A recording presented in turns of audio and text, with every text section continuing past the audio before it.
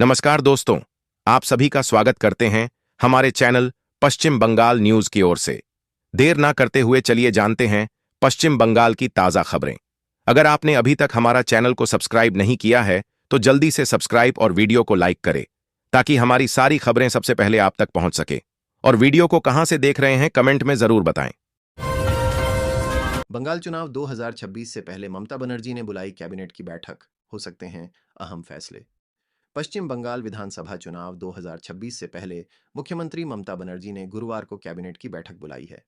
बैठक राज्य सचिवालय नब्बान्न में होगी। महज 10 दिन में कैबिनेट की यह दूसरी बैठक होगी। पिछली बार कैबिनेट की बैठक 17 फरवरी को हुई थी। प्रशासनिक अधिकारियों का कहना है कि बंगाल चुनाव 2026 की घोषणा से पहले यह आखिरी कैबिनेट की बैठक हो सकती है।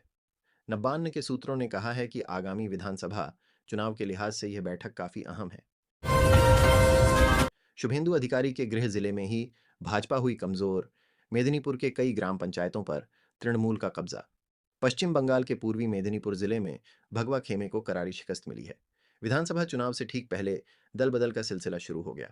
तृणमूल ने पूर्वी मिदनापुर के मैना से भाजपा के प्रभावशाली नेता चंदन मंडल को पार्टी में शामिल करके सबको चौंका दिया। रविवार को पंचायत प्रमुख समेत 100 से अधिक भाजपा कार्यकर्ताओं ने भाजपा छोड़कर तृणमूल कांग्रेस का दामन थाम लिया है। पूर्वी मेदिनीपुर जिले के मैना ब्लॉक की गोजिना ग्राम पंचायत पिछले पंचायत चुनावों में भाजपा के नियंत्रण में थी। चुनाव से पहले पूर्व विधायक दीपेंदु बिस्वास की टीएमसी में वापसी। बोले, दूसरी पार्टी में जाना मेरी गलती थी। पश्चिम बंगाल के बशीरहाट दक्षिण विधानसभा क्षेत्र के पूर्व विधायक दीपेंदु बिस्वास ने रविवार को तृणमूल कांग्रेस में फिर से वापसी कर ली। उनके साथ जिले के कई नेताओं ने भी सत्तारूढ़ दल का दामन थामा है। इनमें बशीरहाट नंबर 1 ब्लॉक कांग्रेस अध्यक्ष कादेर सरदार और बशीरहाट नगर पालिका के पूर्व उपाध्यक्ष पार्थसारथी बसु भी शामिल हैं। विधानसभा चुनाव से पहले विश्वास की तृणमूल में वापसी को काफी अहम माना जा रहा है। चर्चा है कि उन्हें आगामी चुनाव में टिकट दिया जा सकता है। ये बार बीजेपी सरकार, सीएए और घुसपैठ का जिक्र। पश्चिम बंगाल विधानसभा चुनाव से पहले पीएम मोदी का खुला पत्र। पश्चिम बंगाल में इस साल 2026 में विधानसभा चुनाव होने हैं। इसे लेकर ही प्रधानमंत्री नरेंद्र मोदी ने पश्चिम बंगाल वासियों के लिए एक पत्र लिखा है। इस पत्र को भारतीय जनता पार्टी के डोर टू डोर कैंपेन के दौरान लोगों तक पहुंचाया जा रहा है। पीएम मोदी ने पत्र में लिखा, मेरे प्यारे पश्चिम बंगाल वासियों, जय मां काली। अब बस कुछ ही महीने में पश्चिम बंगाल का भाग्य सुनिश्चित हो जाएगा। आने वाली पीढ़ी का भविष्य किस दिशा में आगे बढ़ेगा, यह आपके सोचे समझे फैसले पर निर्भर करता है। वेतन बढ़ाने की मांग, सड़कों पर उतरे पश्चिम बंगाल के पारा टीचर्स। पश्चिम बंगाल में पारा टीचर्स वेतन बढ़ाने की मांग करते हुए सड़क पर उतर आए हैं। एक संयुक्त मंच के लगभग 200 सदस्यों ने सोमवार को राज्य शिक्षा विभाग के मुख्यालय के बाहर अपनी मांगों के समर्थन में प्रदर्शन किया। प्रदर्शनकारी शिक्षक, संग्रामी यौथ मंच के सदस्य पुलिसकर्मियों के साथ धक्का मुक्की करते हुए सड़क पर बैठ गए और पश्चिम बंगाल के शिक्षा मंत्री भ्रात्य बसु से मिलने की मांग की। टीचर्स को हर महीने 9,000 से 10,000 रुपए वेतन मिलते हैं। ये राशि परिवार चलाने के लिए बहुत कम है। उनकी मांग है कि इसे बढ़ाकर 15,000 से 20,000 रुपए किया जाए। बंगाल में मतदाता सूची की न्यायिक जांच आज से। जिला जज और डीएम करेंगे निगरानी। बंगाल में चल रहे एसआईआर के तहत मतदाता सूची में दावों और आपत्तियों की पूर्ण न्यायिक जांच सोमवार से शुरू हो जाएगी। कलकत्ता हाई कोर्ट द्वारा नियुक्त 150 सत्र न्यायाधीश, 250 न्यायिक अधिकारी इस व्यवस्था में लगाए गए हैं। प्रत्येक जिले में हाईकोर्ट द्वारा गठित 3 सदस्यीय समिति इस प्रक्रिया की निगरानी करेगी। समिति में जिला जज, जिला मजिस्ट्रेट और संबंधित जिला पुलिस अधिकारी शामिल होंगे।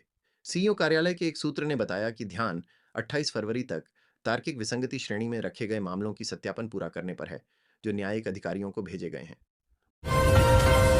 मुकुल रॉय के निधन पर बोली ममता बनर्जी, मेरा दिल टूट गया। अभिषेक ने भी शोक जताया। पश्चिम बंगाल की मुख्यमंत्री ममता बनर्जी ने अनुभवी नेता मुकुल रॉय के निधन पर सोमवार को शोक व्यक्त किया। तृणमूल कांग्रेस सुप्रीमो ने मुकुल रॉय को याद करते हुए उन्हें लंबे समय का राजनीतिक सहयोगी और कई आंदोलनों में साथ लड़ने वाला साथी बताया। ममता बनर्जी ने सोशल मीडिया प्लेटफॉर्म एक्स पर बांग्ला भाषा में एक पोस्ट करके कहा कि वह मुकुल रॉय के निधन से स्तब्ध और दुखी हैं। उन्होंने लिखा कि मुकुल रॉय ने तृणमूल कांग्रेस की स्थापना के बाद से अथक रूप से काम किया था। पार्टी के सभी स्तरों पर स्वीकार्यता हासिल की थी। पी बंगाल ममता मोर्चे पर भाजपा को चेहरे की तलाश। टीएमसी की कोशिश चुनाव। फिर से दीदी बनाम मोदी हो। SIR को लेकर घमासान के बीच पश्चिम बंगाल की राजनीति में गर्माहट बढ़ रही है। बंगाल की सियासी हवा में अभी एम हावी है। एम यानी महिला, मुस्लिम, मस्जिद, मंदिर, मटन, मछली, मणि पावर, मसल पावर, ममता और मोदी। बंगाल की राजनीति यहाँ के दो सबसे बड़े फुटबॉल क्लबों मोहन बागान या ईस्ट बंगाल की तरह दो ध्रुवों में बंटी है। पहले बंगाल की राजनीति कांग्रेस बनाम लेफ्ट थी, फिर 34 साल लेफ्ट का राज रहा। अब 15 साल से तृणमूल सत्ता में है और पिछले 5 साल से उसका सीधा मुकाबला भाजपा से है। अगर बंगाल सरकार ने नहीं सुनी तो केंद्र की होगी एंट्री, हाईकोर्ट का ममता को अल्टीमेटम।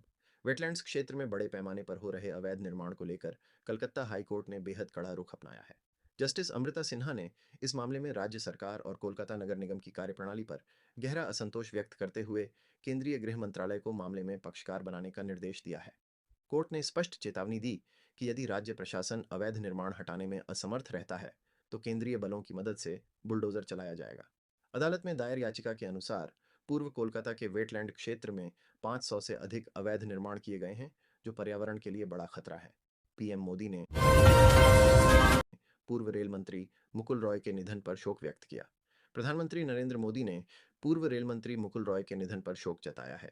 सोमवार को शोक व्यक्त करते हुए प्रधानमंत्री ने कहा कि मुकुल रॉय को राजनीतिक अनुभव और समाज की सेवा के प्रयासों के लिए याद किया जाएगा।